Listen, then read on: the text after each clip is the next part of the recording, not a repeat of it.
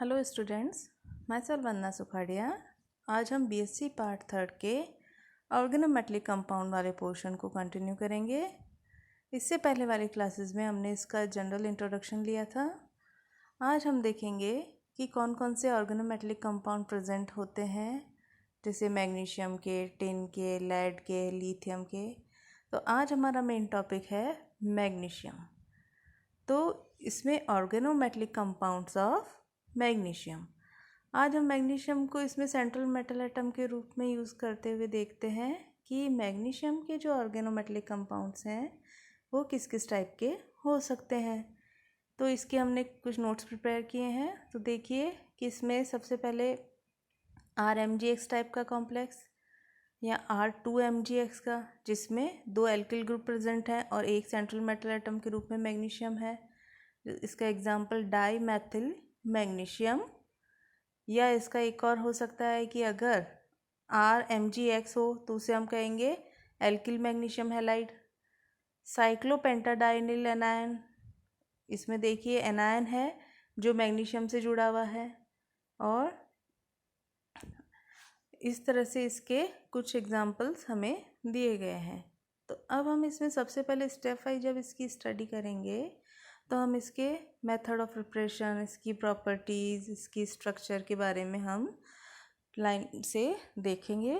तो सबसे पहले हम लेते हैं मेथड ऑफ प्रिपरेशन।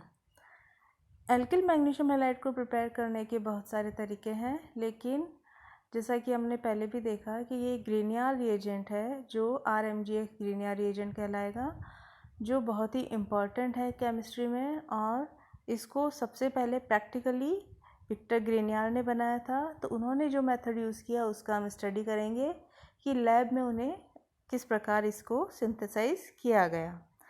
इसका जनरल इक्वेशन है एल्किल हैलाइड की मैग्नीशियम से रिएक्शन कराते हैं ईथर और आयोडीन की प्रेजेंस में, तो हमें RMgX या ग्रीनियर रिएजेंट मिल जाता है।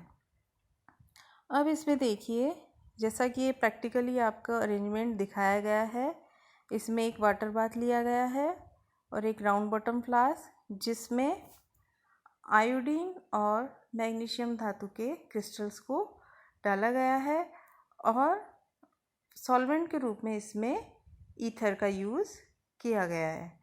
और इसमें हम क्या देखते हैं, ये इस एपरेटस को समझने की कोशिश कीजिए। इसमें हम एल्किल हैलाइड ऊपर से एक इनलेट के थ्रू डालते हैं, एक आउटलेट के रूप में इसमें नाइट्रोजन गैस रिलीज होने भी पास हो जाती है। और इसमें यह जो वाटर बाथ है ये एक तरह से कंडेंसर का वर्क करता है। जैसे कि देखो, एक गोल तली के फ्लास्क में शुष्क व शुद्ध मैग्नीशियम के टुकड़े, आयोडीन क्रिस्टल व ईथर लेते हैं, करेक्ट। अब हम थिसिल फनल की सहायता से एल्किल हैलाइड को ये धीरे धीरे इसमें डालते हैं। वातावरण में उपस्थित जल वाष्प फ्लास्क में न जाए इसके लिए एक रक्षक नली डालते हैं जिसमें कैल्शियम क्लोराइड भरा रहता है। कैल्शियम क्लोराइड का ये देखिए, ये कैल्शियम क्लोराइड जो होता है वो नमी को एब्जॉर्ब कर लेता है। यहाँ पे यांत्रिक विलोडक यानी कि मैग्नेटिकली एक जो स्टीरर होता है उसके थ्रू इस फ्लास्क को कंटिन्यूसली हम हिलाते रहते हैं। माध्यम को इनर्ट बनाने के लिए हम इस सॉल्यूशन में नाइट्रोजन गैस प्रवाहित कराते हैं। इसमें हर रिएजेंट का यूज़ हमें समझाया गया है कि हमने कोई भी चीज़ क्यों ली है। ये चीज़ें आपके शॉर्ट क्वेश्चन में काम आती हैं, तो इसे आप थोड़ा ध्यान से देखिएगा। अब इसमें देखिए, अभिक्रिया को प्रारंभ करने के लिए फ्लास्क को एक टब में रखकर इलेक्ट्रिक हीटर की सहायता से हल्का गर्म किया जाता है, टेम्परेचर 50 to 60 डिग्री सेंटीग्रेड। यह एक एक्सोथर्मिक रिएक्शन है। एक्सोथर्मिक मीन्स कि इस रिएक्शन में एनर्जी, हीट जो है रिलीज़ होती है, इससे इसका टेम्परेचर अधिक हो जाएगा, जिसको कंट्रोल करने के लिए इस टब में हम कुछ बर्फ़ के टुकड़े डाल देते हैं। ये छोटी छोटी सी सावधानियाँ जो इस सिंथेसिस में ली गई थी, जिनको हम स्टडी कर रहे हैं। साथ ही अंदर का टेम्परेचर कम करने के लिए वाटर कंडेंसर जोड़ देते हैं। इसमें भी एक रक्षक नली लगा देते हैं ताकि बाहर की हवा अंदर ना आ सके। इस क्रिया में आयोडीन जो है आपके कैटलिस्ट के रूप में बिहेव करता है। ये तो हुआ इसका प्रैक्टिकल मेथड कि हम इसको किस तरह से प्रिपेयर करेंगे। अब इसका एक इम्पॉर्टेंट क्वेश्चन इसमें शॉर्ट नोट्स में बनता है कि आपने ईथर का प्रयोग किया। क्यों? ईथर का उपयोग इसीलिए किया जाता है क्योंकि ग्रीनियर रिएजेंट एक बहुत क्रियाशील यौगिक है और ईथर के जैसे RMgX बहुत ही एक्टिव मॉलिक्यूल होगा, तो ये क्या करेगा, ईथर के 2 अणुओं के साथ मैग्नीशियम डाईईथरेट का एक कंपाउंड बना लेता है, जिससे मैग्नीशियम का ऑक्टेट कंप्लीट हो जाता है और ये ज़्यादा रिएक्टिव नहीं रह जाता। मतलब कि इसकी रिएक्टिविटी को कम हम करने के लिए हमने इसमें ईथर का यूज़ सॉल्वेंट के रूप में किया है। अब इसमें देखिए, ये तो इसका मेन बेसिक लैब टेक्निक है जिस पे हर साल क्वेश्चन बनता है, तो इसे थोड़ा ध्यान से देखिएगा। और अब इसमें है कि और कौन कौन सी टेक्निक से जिसके थ्रू यहाँ हम इसको लैब में यहाँ सिंथेसिस कर सकते हैं। तो सेकंड इसमें आती हैं डाईमेथिल मैग्नीशियम को बनाने के मेथड्स। तो इसमें देखिए, डाई अल्किल जिंक कंपाउंड लिया हमने, इसकी रिएक्शन मैग्नीशियम के साथ डाईऑक्सेन की उपस्थिति में इसको अगर हम हीट करते हैं तो आपकी डाई एल्किल मैग्नीशियम बन जाता है, यानी जिंक और मैग्नीशियम में एक्सचेंज हो जाता है। जैसे नेक्स्ट आप लीजिए थर्ड मेथड, साइक्लोपेंटाडाइनाइल है, उसकी मैग्नीशियम से रिएक्शन करवाओ तो डाई एल्किल मैग्नीशियम बन गया R2Mg टाइप का। इसी तरह से प्रोपीन की रिएक्शन मैग्नीशियम के साथ हाइड्रोजन की उपस्थिति में कराने पर इसमें डाईप्रोपिल मैग्नीशियम हमें मिल जाता है। तो इस तरह से कुछ इसकी टेक्निक लैब मेथड्स हैं जिनके थ्रू हम इसको सिंथेसाइज कर पाते हैं। अब आती हैं कि इसकी क्या क्या प्रॉपर्टीज़ हैं। तो इसकी प्रॉपर्टीज़ देखिए कि इसकी हम रिएक्शन करवाएंगे, कुछ कुछ केमिकल प्रॉपर्टीज़ का स्टडी करेंगे, तो हम उसे इस तरह से कर सकते हैं। ICA ओके, आप इसे किसी तरह से बना सकते हैं। I मीन्स आयोडीन से reaction, C means carbon dioxide, A aldehyde से, O organometallic compound, K ketone. इसे हम देखते हैं कि सबसे पहले I मीन्स कि इसकी आयोडीन से रिएक्शन। आयोडीन से जब इसकी रिएक्शन कराते हैं तो देखिए, एल्किल मैग्नीशियम हैलाइड की रिएक्शन आयोडीन से जब हम कराते हैं तो इस स्थिति में एल्किल हैलाइड और RMgX हमें मिल जाता है। जैसे RMgX की आयोडीन से रिएक्शन कराई तो आयोडीन जो है, एक तो MgX और I ये बन गया और एक एल्किल हैलाइड बन गया। और इसकी मतलब ये प्रॉपर्टी है कि आयोडीन के साथ ये रिएक्ट करके एल्किल हैलाइड देगा। दूसरा, RMgX की रिएक्शन कार्बन डाइऑक्साइड से, तो देखिए कि इसमें RMgX में मैग्नीशियम और ये आपका CO2 ये इस तरह से बिहेव करेंगे कि इसमें वाटर मॉलिक्यूल रिलीज हो जाएगा और आपको RCOOH यानी एसिड का फॉर्मेशन होगा और MgX और OH अलग से सेपरेट हो जाएगा।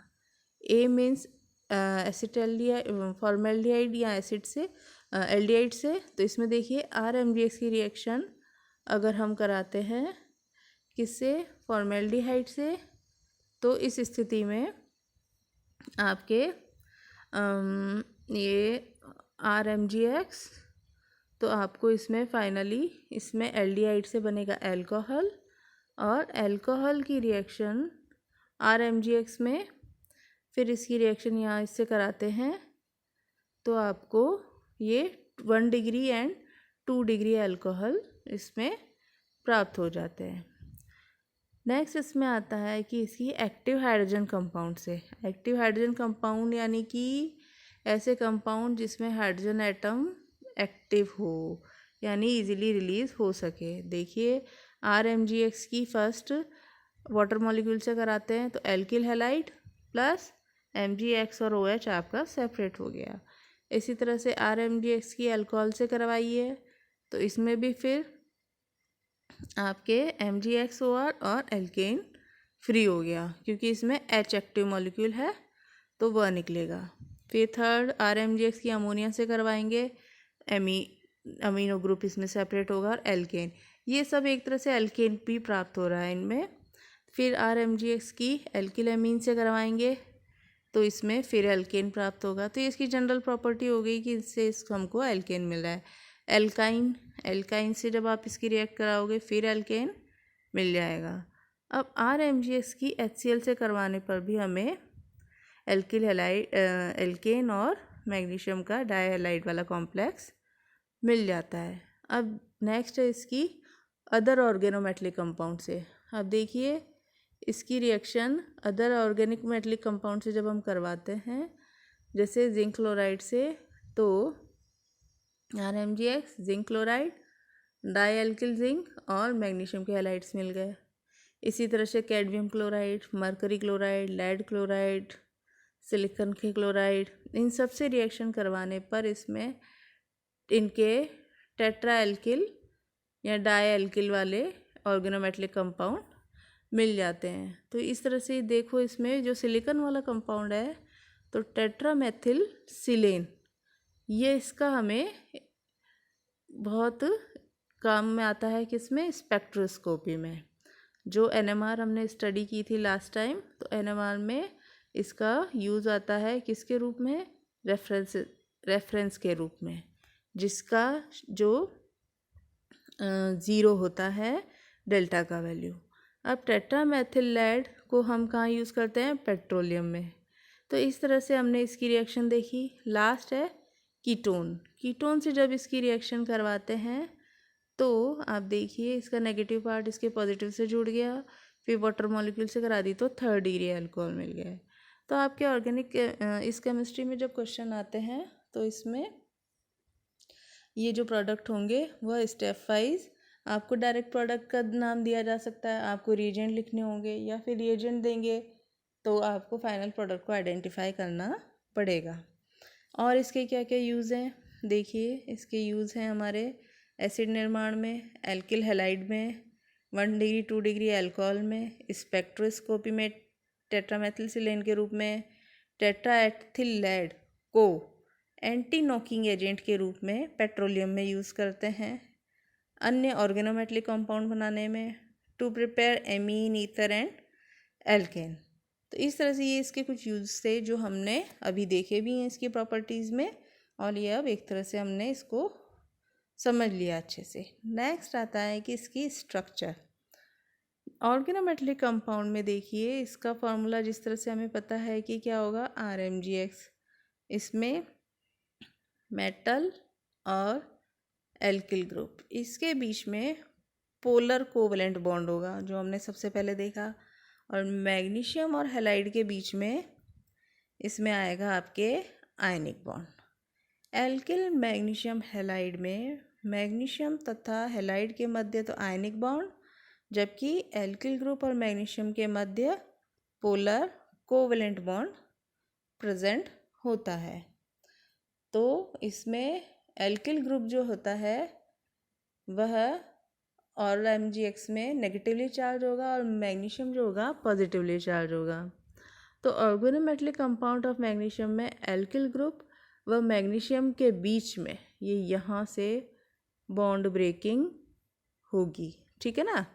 तो इस बॉन्ड ब्रेकिंग में R न्यूक्लियोफाइल की तरह बिहेव करेगा और मैग्नेटिकली और मैग्नीशियम हैलाइड जो है पूरा ये इलेक्ट्रोफाइल की तरह बिहेव करेंगे। इस अभिक्रिया में देखिए एल्किल ग्रुप जितना प्रतिस्थापी होगा उतना ही अधिक वह एक्टिव होगा। एल्किल ग्रुप प्रतिस्थापी में जैसे टर्शरी ब्यूटिल एल्किल है तो यह उतना ही ज़्यादा एक्टिव होगा। क्यों? क्योंकि इसमें इसकी इलेक्ट्रॉन डेंसिटी बढ़ जाएगी, और हैलाइड के मानों में इसका ऑर्डर होगा आयोडीन, अगर आयोडीन में सबसे ज़्यादा होगा, फिर ब्रोमाइड और फिर क्लोराइड के रूप में। नेक्स्ट है डाईमेथिल मैग्नीशियम की स्ट्रक्चर। डाईमेथिल मैग्नीशियम देखिए ये एक तरह से इस तरह से डाइमर के रूप में अटैच्ड है। और इसका एक और है कि यह क्लोरोफिल में भी जो अपने सेंट्रल मेटल के रूप में मैग्नीशियम प्रेजेंट होता है तो वह भी मेटल के रूप में हम इसका यूज़ देखते हैं कि मैग्नीशियम भी हमारे कहाँ आता है। तो इस तरह से हमने अभी तक स्टडी की है ऑर्गेनोमेटेलिक कंपाउंड RMgX के बारे में कि R Mg और X। तो RMgX में किस तरह से आपके बॉन्ड नेचर है और कौन कौन सी उसकी प्रॉपर्टीज़ हैं और इसका क्या क्या यूज़ है, इसकी स्ट्रक्चर। नेक्स्ट हम स्टडी करेंगे दूसरे ऑर्गेनिक कंपाउंड के बारे में ऑर्गेनोमेटेलिक। तो यहाँ तक आप इसको अच्छे से देखिएगा, हम इसको नेक्स्ट रिवाइज करेंगे। Okay, thank you.